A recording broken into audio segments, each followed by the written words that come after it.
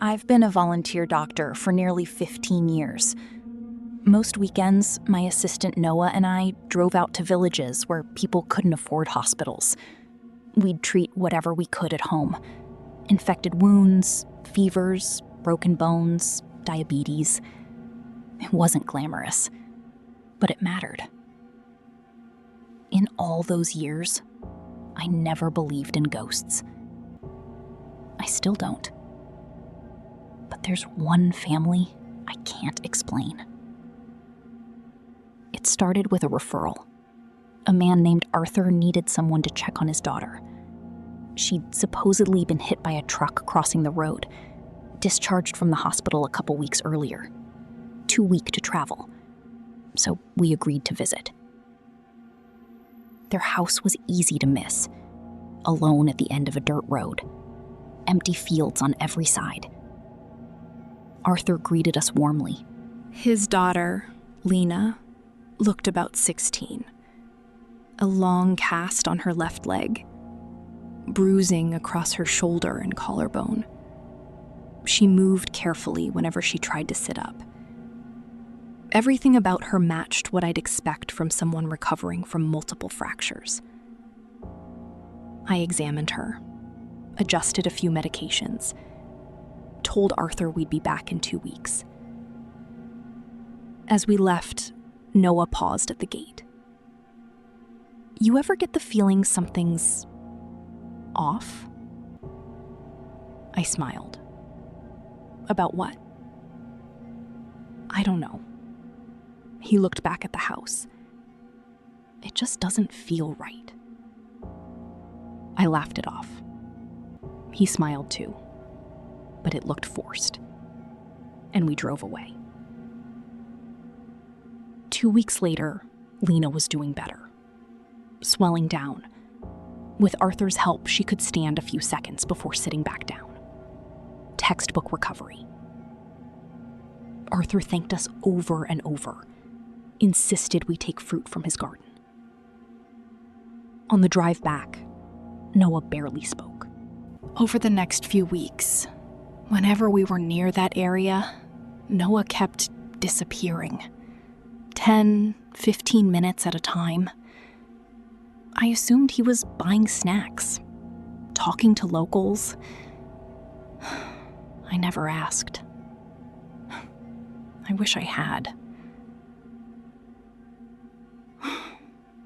Almost a month later, we made our final follow-up. The house was empty. I was about to knock again when Noah pointed toward the road. There.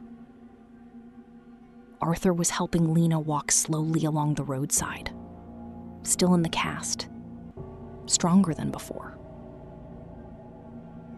Then Noah grabbed my sleeve. I need to tell you something. His voice was different. Not nervous. Scared. He led me behind an old storage shed, out of sight of the road. You remember the accident Arthur told us about? Yes. I've spent a month asking around. The shopkeeper, the tea stall, the police outpost, people who've lived there their whole lives. He paused. No one remembers an accident. Not every accident makes the news. I know. That's what I thought too. So I kept asking. His hands were shaking. There wasn't a truck. There wasn't an ambulance. There wasn't anyone injured on that road. For the first time, I felt uneasy. Maybe it happened somewhere else. He looked at me. I asked about Arthur. No one knows who he is. He swallowed. No neighbors remember them moving in. That land? People told me it's been abandoned for years.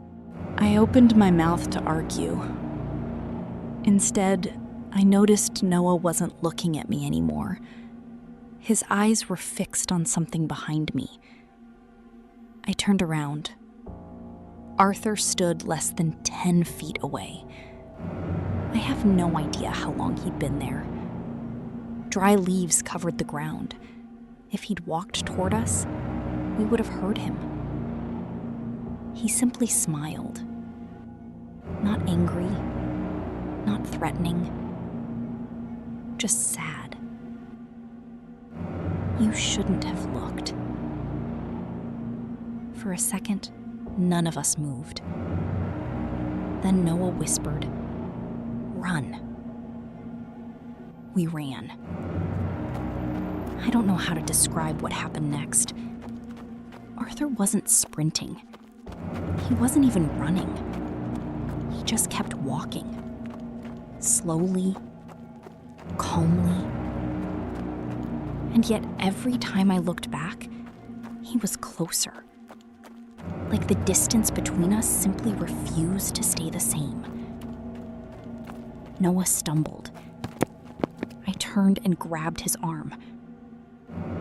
Almost pulled him back to his feet. Almost. Arthur's hand closed around his shoulder first. I still remember Noah's face. He wasn't screaming. He was looking straight at me. "Go!" I froze. Every part of me wanted to pull him away. Then Arthur looked at me. He didn't smile. He shook his head once. It wasn't a threat. It felt like certainty. I ran. I've hated myself for that decision every day since. The police searched for 3 days. No house, no Arthur, no Lena. The land at the end of the dirt road was completely empty. One officer even asked if I was sure I'd remembered the location right. Noah is still listed as a missing person. Sometimes I wonder if I imagined all of it. Then, every few years, driving through some unfamiliar village, I'll catch sight of a man helping a teenage girl walk beside the road. She always has a cast on her left leg. He always looks like he's taking care of her. And every single time, I keep driving. I don't look back.